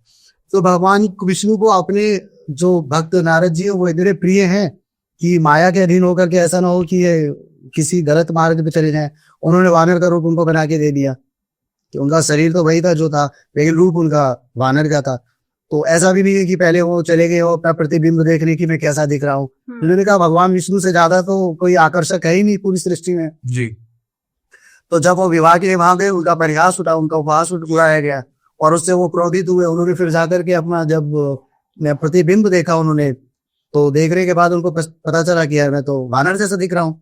तो वो माया के अधीन थे, इस वजह से वो क्रोधित हो गए। क्रोधित होने के पश्चात वो चले गए भगवान श्री हरि के धाम में, और वहां जाकर के उन्होंने बोला कि आपने अपनी विशेष शक्ति और माया के माध्यम से मेरा चेहरा ऐसा बानरों जैसा किया है, और मैं स्त्री से विवाह करने के लिए व्याकुल हो गया और मेरा पृथकता हो गई, मैं जिस स्त्री को प्रेम करने चाह रहा था। तो मैं आपको श्राप देता हूं कि आप जब जन्म लेंगे, अब अवतार लेंगे आप, तो अवतार लेने के बाद आपको भी पत्नी का दुख और वियोग सहना पड़ेगा, आपको अलग होना पड़ेगा। और उसके अलावा जिस वानर जाति का आपने मुझे मुंह दिया है, इसी वानर जाति की मदद से आप फिर से अपनी पत्नी को प्राप्त कर पाएंगे, लेकिन उसके बाद भी आपको पत्नी वियोग सहना पड़ेगा। ये भक्त का श्राप था। भगवान नारायण, भगवान शिव, भगवान ब्रह्मा, ये कहीं पे भी किसी भी श्राप के अधीन नहीं आते, लेकिन जब भक्त देता है तो उन्होंने उसको स्वीकार किया। मर्यादा भगवान किसकी रखते हैं? स्वयं कष्ट झेल के भक्त की। तो भगवान श्री राम को तो अलग होना था ना, तो वहां पे भी यही समस्याएं थी कि राम भगवान रात को राजा बनने वाले थे कि कल सुबह राज्याभिषेक होगा, लेकिन सुबह कहाँ चले गए? वनवास। तो भगवान श्री राम के जो पिता श्री दशरथ जी महाराज हैं, उनके यहाँ पे वास्तु दोष नहीं था। वास्तु दोष कैसे हो सकता है? मतलब मेरा वही है कि लोग ना आजकल के घर में थोड़ी सी भी कले आती कहते वास्तु दोष हो। बैठे हुए हैं, जहाँ गुरु वशिष्ठ बैठे हुए हैं, वहां वास्तु दोष कैसे हो सकता है? हम कितना भी पढ़ाई कर लें, हम कुछ भी कर लें, लेकिन सबसे ज्यादा जो एक प्राचीन और तथ्य पे असली जिसे कहते हैं, वो जितने भी शास्त्र हमारे थे वो तो नालंदा में हमारे पूर्णतः स्वाहा हो गए जी। तो जितना बचा हमारे ज्ञानियों के माध्यम से वो हम तक पहुंच पाए, उतना पढ़ने के बावजूद भी हम लोगों के पास ज्ञान नहीं, हम कहते शून्य है। ठीक बात है। भगवान शंकर अगर पॉडकास्ट देखने लग जाए जी, तो ये कहेंगे कि इतने यंत्र मंत्र टोने टोटके और इतने उपाय की रचना मैंने स्वयं ने नहीं की, जितनी पृथ्वी पे बैठे मनुष्य कर रहे हैं जी। एकदम सही। मेरा बस पूछने का यही रीजन था कि लोग ना तुरंत ही प्रभावित हो जाते कि मेरे घर में वास्तु दोष है। मेरा बस यही था कि कर्मों का भी फल आपको मिलता है। हो सकता है दशाएं आपकी खराब चल रही हो, इसको ऐसे प्रॉब्लम हो सकती है। दशाएं आपसे कर्म खराब करा सकती है। जब दशाएं खराब होती हैं तो बुद्धि और विवेक दोनों पूर्णतया नष्ट होते चले जाते हैं और इंसान गलत रास्ते चलना आरंभ कर देता है जी। तो उस दौरान हमारे और आप जैसे कुछ लोग अगर किसी के शुभचिंतक बन के किसी को सही मार्ग दिखाते हैं तो उनको वो बात बुरी लगती है। उनके पास फिर तर्क होता है कि वो गलत मार्ग में चल रहे हैं, उनके पास धन ज्यादा है, मैं पूजा पाठ कर रहा हूँ, मैं पूर्णतः दुखी। तो पूजा पाठ में तो दुखी सर्वदा सभी रहे हैं। बिल्कुल। स्वयं नारायण होकर भगवान श्री राम ने जंगलों में विचरण किया है, वो दुखी रहे, लेकिन उन्होंने वहां पे तपस्या की है, तभी तो उनको दिव्यास्त्र प्राप्त हुई। उन्हें पता है कि वही भक्त ने मुझे श्राप दिया है, सीता मेरे से अलग हो जाएंगी, कि रावण जैसे शक्तिशाली व्यक्ति से निपटने के लिए मुझे बहुत ज्यादा शक्ति चाहिए। वो शक्ति कहाँ प्राप्त होगी? राजा दशरथ के घर में प्राप्त नहीं होगी। तपस्या तो भाई मिलेगी ऋषि महात्माओं के पास, उन्हीं के सानिध्य में। अरण्य कांड पे भगवान श्री राम ने वहां पे पूर्ण तपस्या प्राप्त करी है, ऋषि महात्माओं का आशीर्वाद प्राप्त किया, तो उन्हें दिव्यास्त्र भी प्राप्त हुआ। ऐसा नहीं है। तो भगवान की कथा के ऊपर ये नहीं जाना चाहिए कि उनके साथ ऐसा हुआ वैसा हुआ। वहां से आपको अच्छी चीज सीख लेनी चाहिए कि उन्होंने तपस्या करी तो जंगल में तो नहीं है।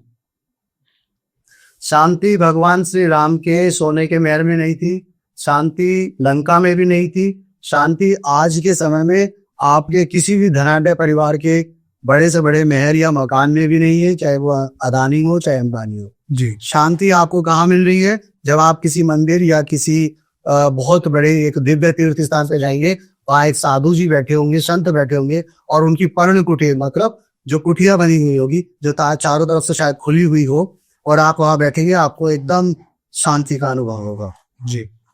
उतनी देर तक आपको बिल्कुल भी महसूस नहीं होगा कि आपके जीवन में कोई कष्ट है या नहीं है। होता है कई जगह बैठते हैं, तो वो साधु और संत की जो शक्ति है, जो भगवान की आराधना करते करते उनके अंदर जागृत हो चुकी है, वो शक्ति है। तो वो कर सकते हैं तो आप भी कर सकते हैं। आप भी कर सकते हैं। आप अपने घर के अंदर भगवान का ध्यान लगाएं, भगवान की पूजा करें। आप एक कपूर जलाएं दिए में, पूरे घर के अंदर चारों तरफ दिखा दें। आप कहेंगे कि उसमें से ब्लैक कलर के वो धुआं निकलता है, तो ब्लैक कलर के छोटे छोटे पार्टिकल्स निकलते हैं, वो चिपके के घर खराब हो जाएगा। ठीक है, आप देसी कपूर लेकर के अपने घर के चारों कोने में रख दीजिए। ओके। नकारात्मकता वैसे ही खत्म होती चली जाएगी। लेकिन ये चीज असर करती है धीरे, जल्दी नहीं करेगी। जो बड़े हवन होते हैं, बड़े अनुष्ठान होते हैं, वो तत्काल प्रभाव दे देते हैं। ये उपाय काम करते हैं, लेकिन धीरे धीरे करते हैं कि आपको जो दर्द था, किसी को डॉक्टर साहब ने इंजेक्शन दे दिया तो तत्काल प्रभाव से आराम मिल गया, और किसी ने थोड़ी बहुत छोटी मोटी टैबलेट दी है तो फिर धीरे धीरे ऐसा होती है। बस यही फर्क है और कुछ नहीं है, आधार वही है। अब जब हम दिशाओं की बात कर रहे हैं, लोगों को सक्सेस चाहिए, तो उसके लिए कौन सी बेस्ट, वेरी इंपॉर्टेंट क्वेश्चन, सबसे ज्यादा महत्वपूर्ण कौन सी दिशा है सक्सेस के लिए? कामयाबी प्राप्त करने के लिए दक्षिण दिशा सबसे अच्छी है। दक्षिण दिशा इसलिए अच्छी है, और धन कामयाबी किस व्यक्ति को चाहिए तो वो धन चाहता है, तो धन के लिए उत्तर दिशा सबसे महत्वपूर्ण है। और दक्षिण दिशा जो है वो महत्वाकांक्षी बनाती है आपको, और आपको उच्चतम शिखर पे लेके जाती है। कहते हैं कि आपको आगे बढ़ना है तो आपको सोचना पड़ेगा, आपको स्वप्न देखना होगा, आपका एक निश्चय बनाना होगा कि मेरे को इतने आगे तक जाना है। जी। दक्षिण दिशा का मकान जिसके नाम है, मतलब जो उसका मालिक है, वो उसके जीवन में कष्ट आएगा या नहीं आएगा वो उसके ग्रहों पे भी निर्भर करता है, परंतु वो महत्वाकांक्षी जरूर बनता है और वो आगे जरूर जाता है। उत्तर दिशा जो होती है वो आपको पूर्णतया एक ऐसे ऊर्जा के स्रोत खोल देती है जिसकी वजह से आपके पास धन आने लग जाता है। और पूर्व मुखी जो मकान होते हैं वो आपके अंदर ज्ञान का संचार देता है। भगवान शंकर ने जिस वास्तु चक्र के बारे में बताया कि 10 लाइन इधर से जानी चाहिए, दक्षिण से उत्तर की तरफ जानी चाहिए, तो ये भी विचार करना चाहिए कि 10 लाइन उत्तर से दक्षिण नहीं आ रही है, दक्षिण से उत्तर क्यों जा रही है। विज्ञान भी इस बात को कहता है कि अगर आप शयन कक्ष में अपने सो रहे हैं तो आपका सिर दक्षिण दिशा में होना चाहिए और आपके पैर उत्तर दिशा की तरफ हो जाते हैं। जी। तो विज्ञान क्या कहता है कि वहां से जो तरंगे निकलती हैं दक्षिणी ध्रुव से जो तरंगे निकलती हैं वो आपके मस्तिष्क से होती हुई जाती हैं और पैर की अंगूठी के माध्यम से पार होती चले जाते हैं। तो आप कहीं ना कहीं अपने मस्तिष्क के अंदर स्मरण शक्ति को एक्टिवेट कर रहे हैं, आप अपने ज्ञान को खोल रहे हैं, और वो पॉजिटिविटी ही देती है। और मुर्दा जो होता है, मतलब शव जो होता है, उसको उत्तर मुख कर देते हैं, उत्तर की तरफ और दक्षिण की तरफ करते हैं। और भगवान शंकर ने ही वास्तु चक्र का निर्माण करते समय स्कंद महाराज को यही बताया है, और पश्चिम से पूर्व की तरफ कर देते।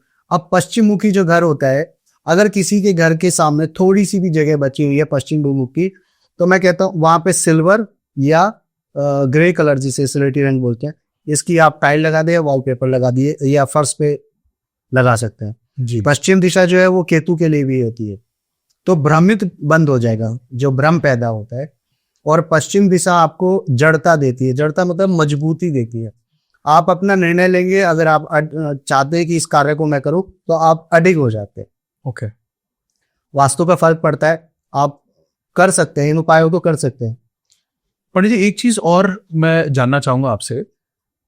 अभी जैसे हमने बात करी, मैं रेजोनेट कर पा रहा था उससे, उसको समझ पा रहा था, क्योंकि कई बारी होता क्या है कि क्लाइंट हमसे जगह नहीं लेता जी, उनको किसी और से कंफर्ट है, उसके थ्रू जगह ले रहे होते हैं। कई बारी उनकी सिचुएशन ऐसी हो जाती है कि उनको कोई घर पसंद पाया हुआ है और वो आपसे डिस्कस कर लेते हैं कि ये जी ये मकान मैं लेना चाह रहा हूं। हम एज कंसल्टेंट्स ये चाहते हैं कि इंसान जो प्रॉपर्टी चूज कर रहा है उसमें वो जाके फंसे ना। ठीक है। चाहे वो डील हम कर रहे हैं या नहीं कर रहे, दैट इज सेकेंडरी। वो मेरी किस्मत है, अगर वो मेरे पास पैसे आ गए, नहीं आए तो भी कोई प्रॉब्लम नहीं है। बट हमारे कई बार लोगों को बताने का कि भाई ये इस चीज में आप फंस सकते हो, या इस बिल्डिंग में ये प्रॉब्लम है, या इस बिल्डिंग का ये पर्टिकुलर कागज नहीं है, ठीक है, या इस बिल्डिंग में कितने सारे लोगों के लोन फेल हो गए हैं, हो सकता है कुछ कागज मिसिंग हो। तो उस चक्कर में इंसान कई बार ये सोच लेता है, कई एक आध बार क्लाइंट मेरे को मुंह पे भी बोल गया कि भाई आपको कमीशन नहीं मिल रही इसलिए आप गलत बात बोल रहे हो किसी और प्रॉपर्टी के लिए। जी। तो लोग कई बारी प्रोबेबली उनके चार्ट्स ऐसे होते होंगे कि ये सोच लेते हैं कि आदमी हमारे अच्छे के लिए नहीं, अपने लालच के लिए कोई चीज बता रहा है। रचित जी, ये ना मानवीय विकृति है जी।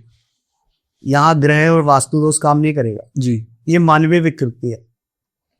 मैं लालची हूं या सामने वाला लालची है, हम उसकी बातों से या उसके कार्य को देख के सिर्फ एक अनुमान लगा लेते हैं। डेफिनेटली। प्रमाण कुछ नहीं है, अनुमानित है रस।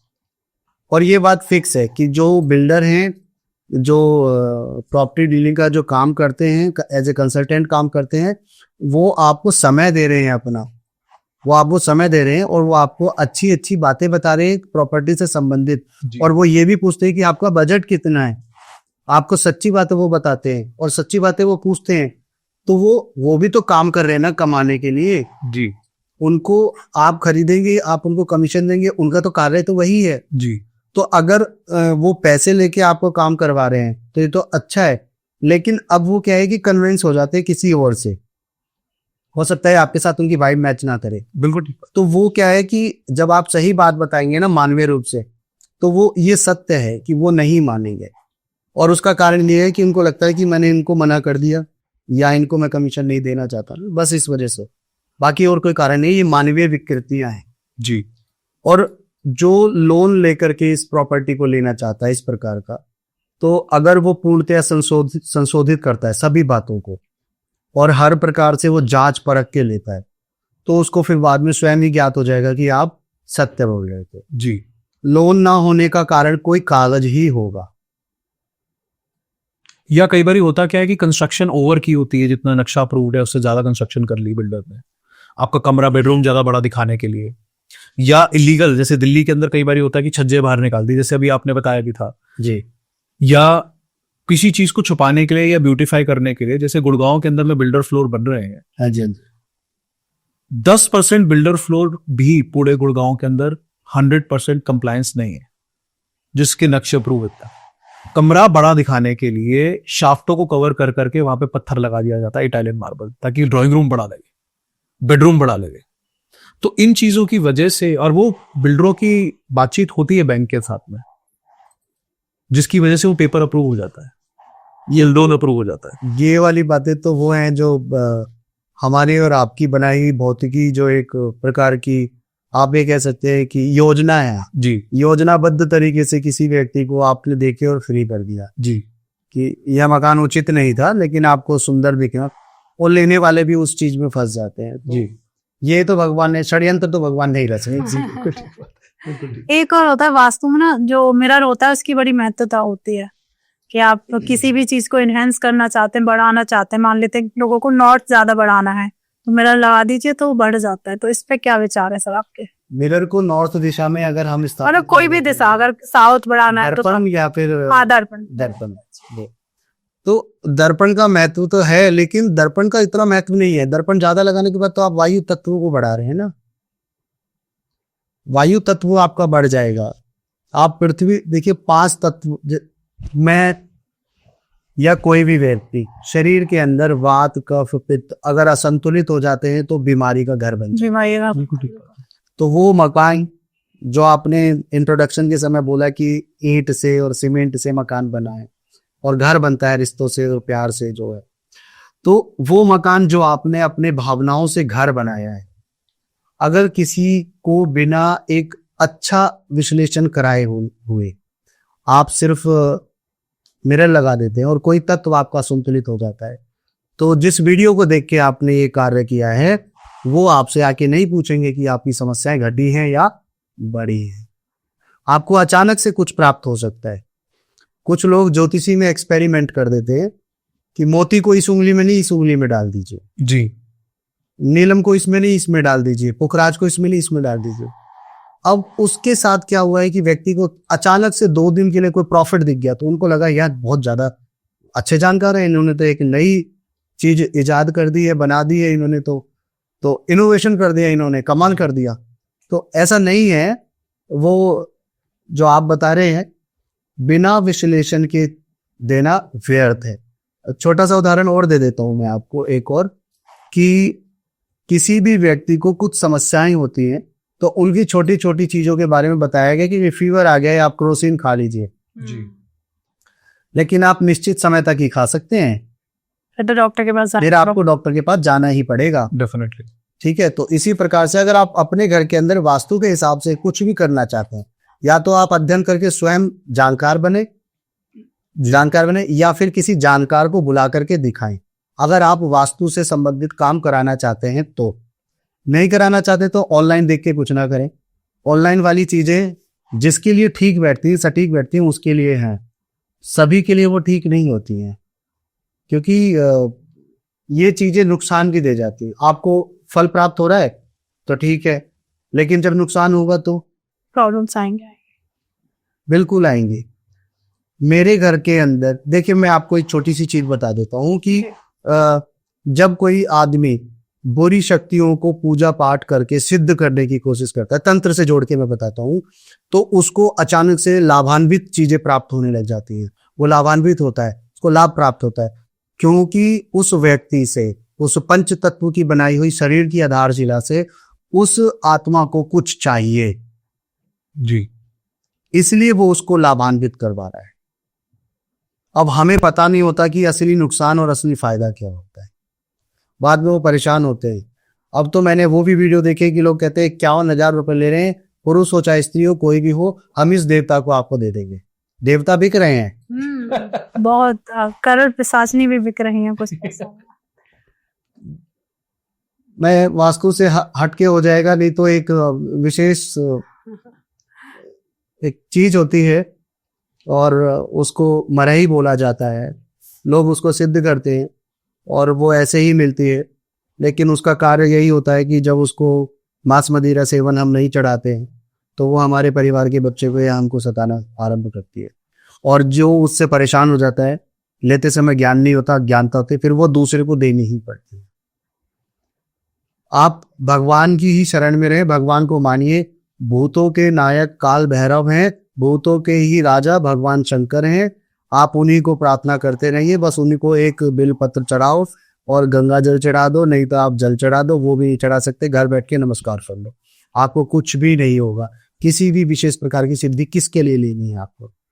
किसी पे एक प्रेत आरूढ़ हो जाता है, प्रेत आरूढ़ मतलब प्रेत चढ़ जाता है, भूत प्रेत। बालाजी में आप जाए, राजस्थान में आपको बहुत सारे भूत प्रेत खेलते हैं। बागेश्वर धाम वाले के मंडप में दुनिया खेलती रहती है भूत प्रेत जी, और वो आवाज लगाते हैं, मारो इसको, पीटो इसको, ऐसे करते हैं ना बागेश्वर जी, वो धीरेन्द्र शास्त्री जी।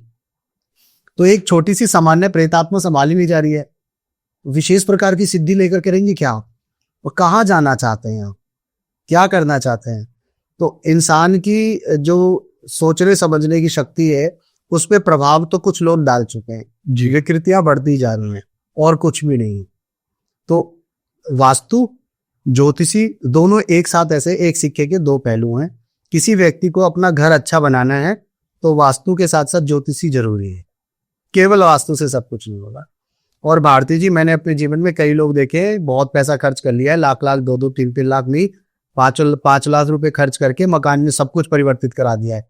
उन्होंने एनओसी लेनी पड़ जाती है उनको, RWA से, कि हम अपने फ्लैट में तोड़फोड़ कर रहे हैं, नीचे तक आवाज जा रही है, धूम धूम धूम धूम, जी, ठीक है, और फर्श चेंज करा दिया, टाइल चेंज करा दी, लेकिन वहां पे शांति स्थापित नहीं है।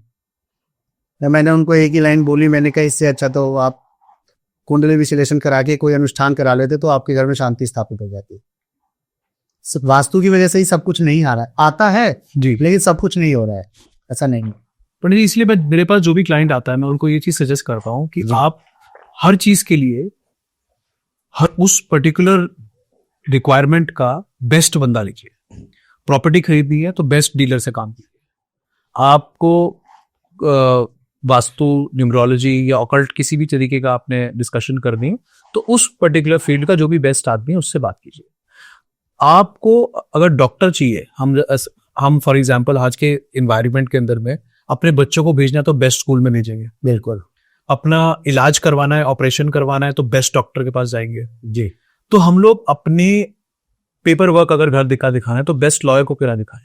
बिल्कुल सही बात। अपना अगर घर का वास्तु, न्यूमरोलॉजी वगैरह, ऑकल्ट साइंसेस को अगर हमें फॉलो करना है या कुछ प्रॉब्लम आ रही है उसको दिखवाना है तो बेस्ट जो हमको हमारी सामर्थ्य के हिसाब से मिल सकता है जी, उसको क्यों ना दिखाएं, और बेस्ट प्रॉपर्टी डीलर के थ्रू क्यों ना हम डील करें, जो हो सकता है कि हमें हमारी इंटरेस्ट को टेक केयर करे जी, और हमारे को कम से कम रिस्क में डाले। बिकॉज इन प्रोफेशनल्स का क्या रिक्वायरमेंट है? उनकी रिक्वायरमेंट हर किसी की पैसे तो है ही जी, चाहे किसी की कम है, किसी की ज्यादा है, depending on their experience and fees. But इस छोटे से पैसे के एक्सचेंज से वो अपनी पूरी की पूरी रेपुटेशन, अपनी पूरी की पूरी अंडरस्टैंडिंग और नॉलेज आपको दे देता है एक प्लेट में डाल के। जी, बट हम अनफॉर्चुनेटली लोग क्या करते हैं, डॉक्टर के पास जाने से पहले एक बार गूगल पे देख लेते हैं कि फैटी लिवर के लिए क्या खाना है। डॉक्टर के पास जाने से पहले देख लेते कि मेरी आंखों के नीचे पीला हो रहा है, जॉन्डिस ही होगा, जॉन्डिस की दवाई शुरू कर देते। हो सकता है कंजंक्टिवाइटिस भी हो, बिल्कुल। तो छोटी छोटी चीजें हैं, लोग थोड़े से पैसे बचाने के चक्कर में कंसल्टेंट्स के पास जाने से पहले लेकिन अपनी बच्चे जो उनका आपको- पैसा नहीं बचता, जी पैसा नहीं बचता है, वो बिल्कुल नुकसान ही जाता है। डेफिनेटली आप ये देखिए, मैंने आपका चैनल देखा है, आपके वीडियो देखे हैं, आपका जो प्रस्तुतिकरण होता है, मतलब किसी भी प्रॉपर्टी को इंट्रोड्यूस करने का तरीका, जी जो प्रस्तुतिकरण होता है वो आपका बहुत अनोखा और अच्छा होता है, और आप स्वयं से उसके बारे में अच्छी बात करते हैं। लेकिन कंसल्टेंट, डीलर या बिल्डर, आपको उनके बारे में पता लगाना है तो ऑनलाइन उनके बारे में ना रेटिंग तो आती है, जी लेकिन आप कोशिश ये करें कि जिन्होंने उनसे खरीदा है उनसे संपर्क करके पूछे कि ये व्यक्ति किस प्रकार की प्रॉपर्टी में डील करवाता है, किसी के साथ फ्रॉड हुआ या नहीं हुआ। जी ऑनलाइन तो ठीक है, आप ऑनलाइन से आप ढूंढ सकते हैं, आप किसी भी धार्मिक बातों को, अधार्मिक बातों को, किसी भी प्रकार की चीजों को आप गूगल पे सर्च कर सकते हैं, लेकिन आप उसको प्रमाणित नहीं मान सकते। डेफिनेटली तो आप क्या करेंगे कि मतलब आप एक अच्छे कंसल्टेंट को ढूंढते हैं तो आप देखेंगे कि बहुत बड़ा एक ऑफिस है, वो गाड़ी में उतरते हैं पोर्श जैसी गाड़ियों के साथ। वो ऐसा नहीं है कि जो बहुत बड़ा है वो भी अच्छा है। इंसान को पहचानने के लिए पहले समय देना पड़ता है, थोड़ा सा कुछ गलतियां हो जाती हैं, जो आपके कंसल्टेंट होते हैं वो कई बार कुछ होते हैं जो पीछे पड़ जाते हैं, जी और कस्टमर सोचता है कि मैं क्या फोन वो उठा के इनको क्या बोलूं क्या ना बोलूं, इस प्रकार से। लेकिन आपकी जो डीलिंग है वो तो ऐसे ही बुद्धिजीवियों के साथ है कि जो बहुत अच्छे तरीके से समझ सकते हैं कि जी चीज किस तरीके से डील करना है, कैसे नहीं डील करना है। लेकिन हाँ, अगर आप एक नैतिकतावाद तरीके से अपने कार्य को प्यार करके करते हैं, ठीक है, और आप कह के मांग के सब कुछ कर रहे हैं, तो वह आपके लिए उचित ही है, डेफिनेटली आपके लिए उचित ही है। और वो एक व्यक्ति दूसरे व्यक्ति को अगर रेफरेंस देगा तो वो आपको देगा। बिल्कुल ठीक बात LIC करते हैं, वो हेल्थ इंश्योरेंस पॉलिसी करते हैं, जीवन बीमा करने वाले होते हैं, तो पॉलिसी को बेचने का टारगेट मैंने देखा है कि टारगेट होता है तो वो कुछ भी झूठ बोल के बेच देते हैं, सामने वाले ने पैसा दिया, मेरा कमीशन आया और जय जय श्री राम। लेकिन यूज करते समय में अचानक उसको जरूरत पड़ी या पॉलिसी की सच्चाई का पता चला, तो पता चला कंपनी के ऑफिस वालों ने कुछ और बताया, एजेंट ने कुछ और बताया। अगर वो एजेंट आपका जानकार है तो रिश्ते खराब, और जानकार नहीं है तो आप उसके पीछे पड़ जाते हैं। जी ठीक है, वो नहीं करना चाहिए। आप कमाना आपके भाग्य के ऊपर है, लेकिन मिथ्यावादिता नहीं करनी चाहिए। बिल्कुल ठीक आप झूठ बोल करके किसी को कोई फ्रॉड की प्रॉपर्टी बेच रहे हैं, तो वो धन जिस प्रकार से आपके पास आया है, वो धन उसकी दुगनी रफ्तार से आपके साथ निकल जाएगा। ठीक बात है। तो राहुल सर, एक रेमेडी मैं आपसे जानना चाहूंगी कि मान लेते हैं किसी के घर में वास्तु दोष है या नहीं है, लोगों को नहीं पता, फिर भी घर में खुशहाली बनी रहे और हर तरफ से तरक्की करें वो लोग, उनके लिए कोई आप उपाय बताएं। छोटे छोटे उपाय हैं जी। और पौधे जो होते हैं गमले लेकर के, जी एक सहदेवी का पौधा आता है, उसमें पर्पल कलर के बहुत छोटे छोटे फूल निकलते हैं, बहुत छोटे होते हैं, महीन होते हैं। जी। अगर उस पौधे को लेकर के आप अपने घर की उत्तर दिशा में, अगर मकान की छत है तो छत में उत्तर दिशा में रख सकते हैं, और अगर छत नहीं है, सिर्फ फ्लैट है, तो आप अपने मुख्य द्वार के सीधे हाथ की तरफ, ठीक है। सीधा हाथ आपके मुख्य द्वार का कौन सा होगा? हम प्रवेश करते हैं तो हमारा सीधा हाथ नहीं देखना है, हम जब निकलते हैं तब हमारा सीधा हाथ, ओके घर के अंदर से जब हम निकलते हैं तब देखना सीधा। तब हमारा सीधा हाथ जो है, तो घर के मुख्य द्वार के साथ में उसको बाहर या घर के अंदर की तरफ आप अपने फ्लैट में रख सकते हैं, सहदेवी का पौधा। जी। जी उसके अलावा एक पौधा होता है वो सफेद रंग की अपराजिता का पौधा होता है, ओके जी जी जी। और दूसरा होता है हरसिंगार का। तो ये 3 पौधे मैं इसलिए बता रहा हूं कि अगर कोई व्यक्ति तीनों को रख लेता है तो उसके लिए फलित ही फलित है, जी और अगर तीनों में 3 नहीं रख पाता है तो जो भी रख ले वही उचित है। तो हरसिंगार का जो पौधा होता है वो अपने घर की पूर्व दिशा की तरफ, ओके पूर्व दिशा की तरफ हरसिंगार का पौधा वो रख ले। अब हरसिंगार का पौधा क्या है? हरसिंगार में 2 चीजें होती हैं, इसको पारिजात भी बोलते हैं। पहली चीज, हरसिंगार का रिप्रेजेंट करता है आपको, उसमें सफेद फूल आते हैं, शुक्र को। जी। तो आपका शुक्र आपको उस मकान के अंदर एक अच्छापन देता है, सौंदर्यकरण देता है, और आपको लाभ देता रहेगा। उसके अलावा पारिजात वृक्ष जो है वो एक ऐसा वृक्ष है जिसके नीचे भगवान श्री हनुमान जी को श्री राम जी के दर्शन पहली बार प्राप्त हुए थे। ओके हनुमान चालीसा, मैं प्रमाण दे देता हूँ कि हनुमान चालीसा के अंदर हनुमान स्तवन है, हनुमान जी का स्तवन के अंदर जो श्लोक है उसमें साफ लिखा हुआ है पारिजात तरु मूलवासमी भावयामी परमानंदनम, कि वो हनुमान जी जो पारिजात तरु मूल, तरु मतलब पेड़, मूल मतलब उनकी जड़, जो पारिजात वृक्ष की मूल जड़ में रहते हैं, वास करते हैं, उन भगवान श्री हनुमान स्वामी को जो राम नाम की से आनंदित रहते हैं उनको प्रणाम करता है। ये हनुमान चालीसा में है और आज के समय में हर घर में है। तो अगर वहां पे उस पौधे को रखा जाता है तो हनुमान जी समस्त प्रकार की चीजों को समाप्त कर देते हैं, दोनों ही फायदे हो जाते हैं। इसके सहदेवी के अलावा ये पारिजात और एक आपका बहुत ही अच्छा पौधा होता है, वो दो अलग अलग प्रकार के आते हैं। पहला होता है वो नीले रंग का होता है, उसको भग फूल भी बोला जाता है, अपराजिता कहते हैं उसको। उसका एक दूसरा होता है वो सफेद रंग का। जी। तो अपराजिता का जो पौधा सफेद रंग वाला है नर्सरी से मिल जाता है और महंगा भी नहीं है जी, तो 100-150 रुपए के अंतराल में वो आ जाएगा। तो आप उसको लेके रखें और उसकी बेल बनती है, वो सीधा पौधा नहीं रहता, उसकी बेल को अपने घर की तरफ मतलब ऊंचाई की तरफ बांध के रखें। आप उसको मुख्य द्वार पे रख सकते हैं, मुख्य द्वार आपका किसी भी दिशा का हो, और अगर आपका घर पश्चिम दिशा का है तो आपके सीधे हाथ की तरफ रख दो जहां सहदेवी रखा है, ठीक है। और अगर आपका घर दक्षिण दिशा की तरफ है तो आप उसको सीधे उल्टे दोनों साइड कहीं भी रख सकते हैं। और ये एक ऐसा पौधा है कि जिसको आप, अगर आपका घर पूर्वाभिमुख है और उत्तराभिमुख है और दोनों मुख होने के बावजूद भी घर में आपकी समस्याएं हैं, तो ये समस्याएं अपने आप सब समाप्त हो जाएंगी। क्या भगवान विष्णु जहाँ वास करते हैं वहां माँ लक्ष्मी वास करती है जी। जहाँ माँ लक्ष्मी वास करेगी वहां भगवान विष्णु भी जाएंगे।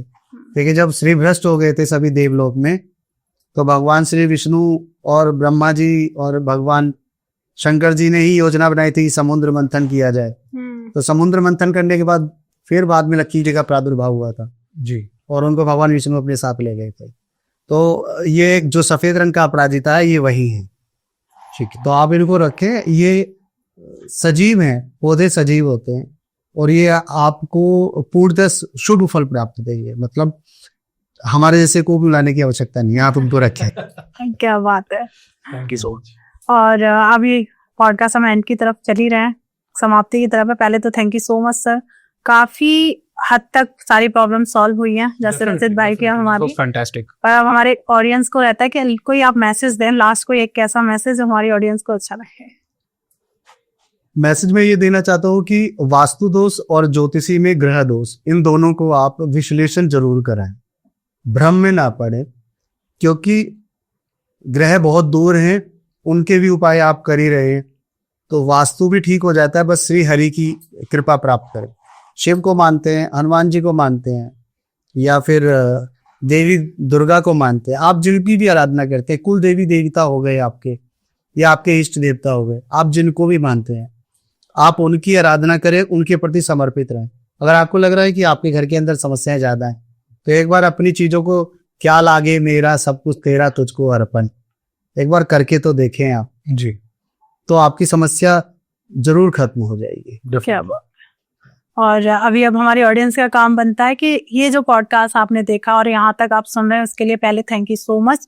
और अब आप ये पॉडकास्ट अपने फ्रेंड फैमिली के साथ शेयर कर दीजिए, क्योंकि मुझे लगता है शेयर करने में कोई भी चार्जेस भी नहीं लग रहा है और हर किसी को एक सही जानकारी मिलेगी। और बात आती है आपके सवाल, शायद इस पॉडकास्ट में हमने कवर ना किए हों, तो आपके दिमाग में, मन में जो भी विचार चल रहे हैं उनको, आपके हाथ में फोन है, आप सीधे कमेंट करिए, उसका आंसर रचित सर की टीम या हमारी टीम या सर राहुल सर खुद आपको उसका जवाब देंगे ही देंगे।